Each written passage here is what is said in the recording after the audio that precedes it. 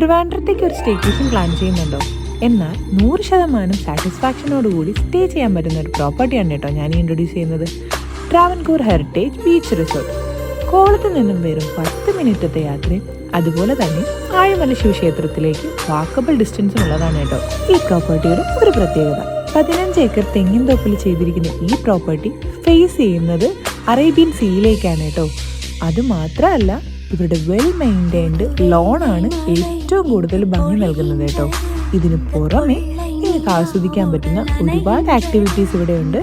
Also NABH accreditation ഉള്ള Ayurveda retreat സെന്ററും available ആണ് കേട്ടോ.